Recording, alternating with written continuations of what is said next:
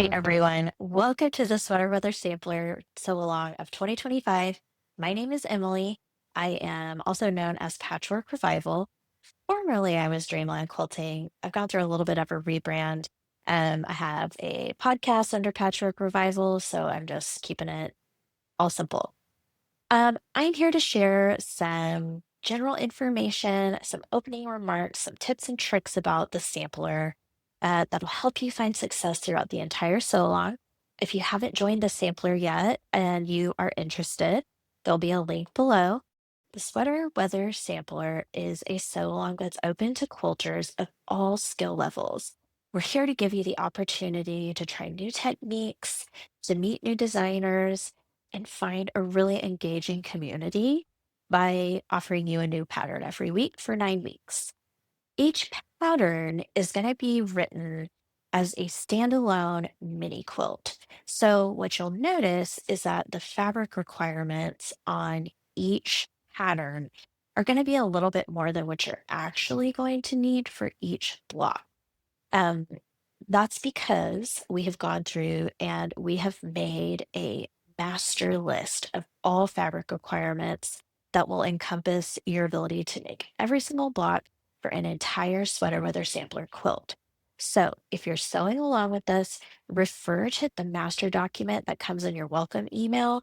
It's going to have all of the fabric requirements for everything that you're going to need to follow along and make your complete sweater weather sampler for this year. If you're watching this video, I bet that you signed up for our sew along that starts on September 4th and runs through November 6th. This year, patterns will be hitting your inbox starting on Thursday morning. You'll get an email specific to that week, and attached to that email is going to be the pattern that you'll be able to download to your computer. So look for an attachment onto the email for that week. That's important. It's a little bit different than last year, okay? We figured that this might help with pattern delivery, troubleshooting, and things like that. So hopefully it works out great. Of course, if you have any questions, just remember we're always available via email and we'll get back to you as soon as we possibly can. Even if you're tuning in and it's been a week or two or three, you're welcome to sign up and you'll be able to get all the patterns that have already been released if that's the case. So don't hesitate to sign up. Always sweater weather season. It's never too late to join us. We would love to have you. When you sign up, you're going to get a welcome email that'll give the timeline for each block's release. And you're also going to get those master fabric requirements, and you're going to get a set of master cutting labels. We'll come back to that later.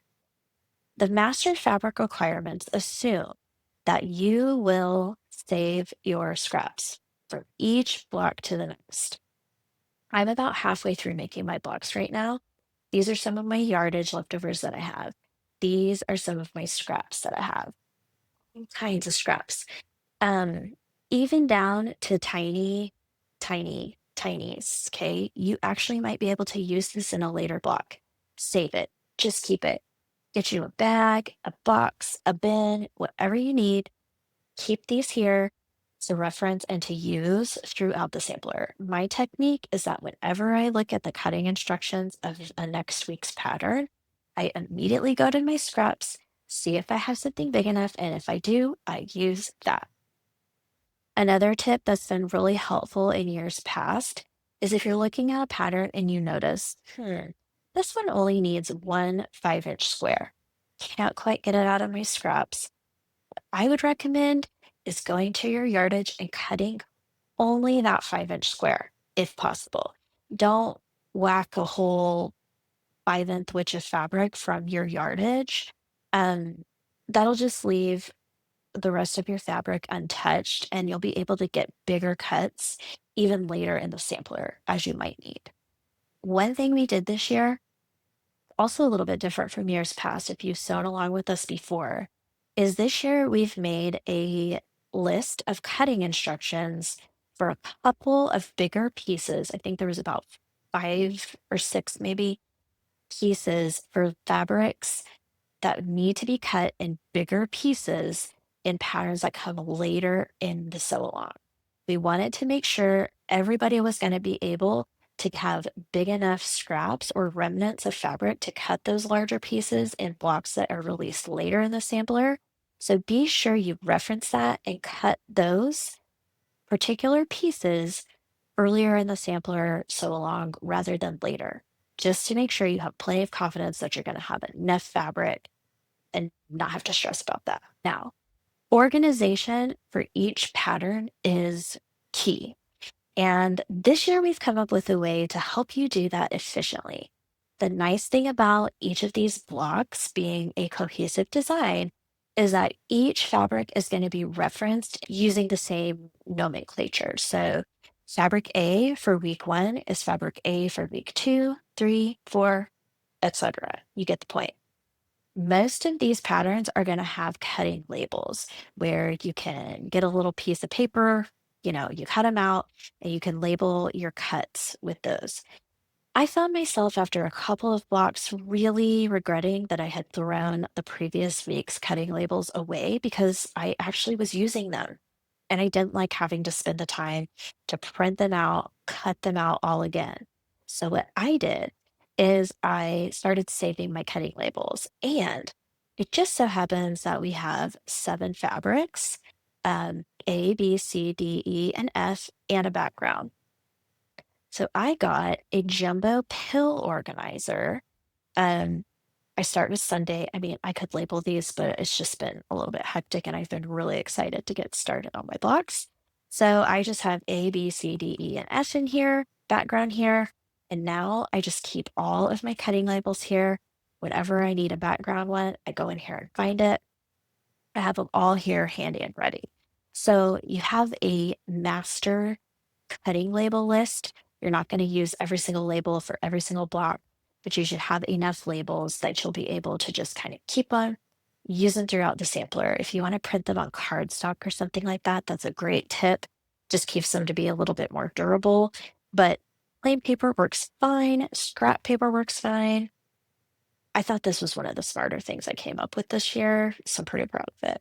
I hope you'll use those labels because it really does make organizing and getting through these blocks more efficiently a possibility. So enjoy that. When it comes to choosing fabrics for your sweater weather sampler quilt, or any quilt for that matter, I feel like there are two kinds of people. You have people like me who choose fabrics that they think look great together, colors, textures, that kind of thing, and just go for it and kind of trust the process and just hope that everything's going to turn out looking great like they like.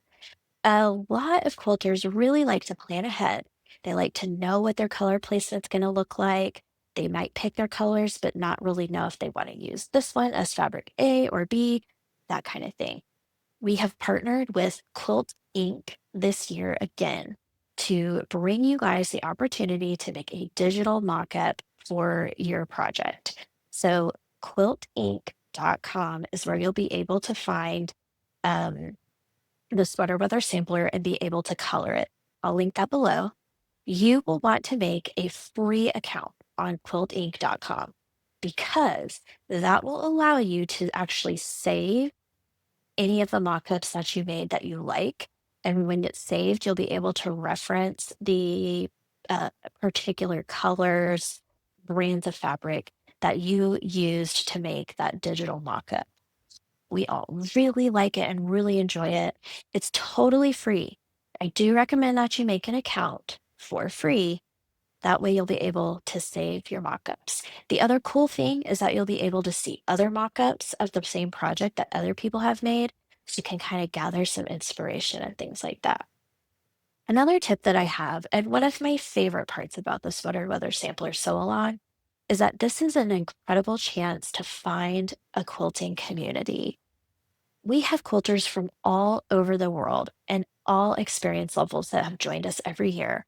And a lot of them are really active on the Facebook group. So, one thing that we're going to do is have an Ask the Designer post in the Facebook group every week. In the comments of that post, it's a great place to be able to ask questions if you have any that pop up throughout the week as you're making your blog. So, every week, be sure you check that post. What you'll notice is that it's a great place to get your own question answered if something comes up. It's also a great place to just be able to go scroll through, look, and see if someone else has already answered your question. That'll allow you to get a quicker answer. Of course, the designers will be checking in on the Facebook group every so often throughout the day, throughout the week. But it just can't always be instantaneous. Sometimes, however, you can get an instant answer because somebody's already asked that question. You know, kind of nice to be able to have quilty friends looking out for you like that. I really encourage you to join the Facebook group. If you only have Instagram, you can, of course, join along there, sharing your work using the hashtag Sweater Weather Sampler 2025. We'll be checking through messages and all those kinds of things as well.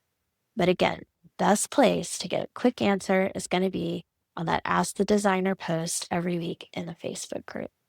Every single one of us, I think, is most proud of the community of quilters that we have joining us every year for this project. We strive every year to make this a positive, welcoming experience for every single person who signs up. So remember, kindness is key. I just want to say that, not to point anything out, rather to just reassure you that we're going to make this a safe place for you to hop in, jump in, dive in, try something new, learn something new, try a new technique, make new friends. That's what this is all about. At the end of it, of course, you're going to have a beautiful quilt that you're going to love and have so many memories while you made it.